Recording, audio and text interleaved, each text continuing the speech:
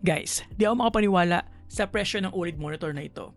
Imagine 27-inch 1440p resolution WOLED panel with up to 240Hz refresh rate and 0.03 milliseconds response time for just 29,000 pesos. Napakaganda ng value, di ba? Naalala ko dati mababa na yung 40,000 para sa isang OLED monitor. Ngayon napaka-accessible na talaga. I'm talking about the Gigabyte Go27Q 24G. Tara, pag-usapan natin ang mga key features niya. On the surface, it looks like any typical modern gaming monitor. Manipis ang panel, minimal ang footprint, tons of adjustment options, and almost borderless na din siya. Not to mention all the bare essential I/Os, including HDMI 2.1 for consoles and a USB-C port. Now, pagdating naman sa display, we have a 27-inch WOLED panel na napakaganda ng quality and color accuracy up to 99% DCI-P3. Now, unlike other types of OLED panel, this one doesn't suffer from any significant purple tint. In fact, deep blacks talaga siya thanks to its glossy panel. And kaya din ito mag-provide ng up to 1300 nits under HDR mode, boosting it further using the Hyper Nits feature. So, brightness-wise, hindi ka kakapusin dito. Display HDR 400 certified na din pala ito guys. And as you can tell, ang ganda ng image quality. Buhay na buhay ang colors and solid talaga yung contrast niya.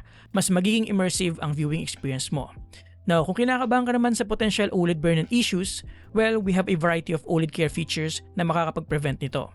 At kasama na din yung burn-in sa kanilang 3-year warranty. So, yeah, enjoyin mo na lang talaga. In terms of gaming features, complete na din ang monitor na ito. We have a bunch of tactical features including a physical tactical switch for quickly changing resolutions, crosshairs, and others. And speaking of that, we also have game assist overlays such as refresh rate and timer bukod pa doon sa crosshairs.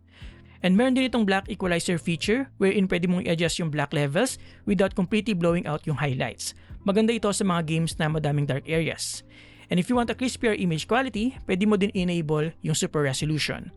And lastly, meron din itong ultra clear feature, which is Gigabyte's version of backlight strobing to reduce motion blur. Kaya lang it only works at 120Hz and with variable refresh rate turned off. So para sa akin, I'm better off with VRR at 240Hz and with 0.03 milliseconds response time, I think enough na yun to minimize ghosting. And yes, supported din ito ang FreeSync and G-Sync. Overall, napakaganda talaga ng value ng monitor na ito. For just 29,000 pesos, we get to experience all the goodness of an OLED panel. Gagawin ko ito ng full review soon, so make sure to follow so you won't miss out. I'll put some links na rin sa baba para makita nyo. Thank you for watching and see you on the next one. Have a great day guys, you're awesome.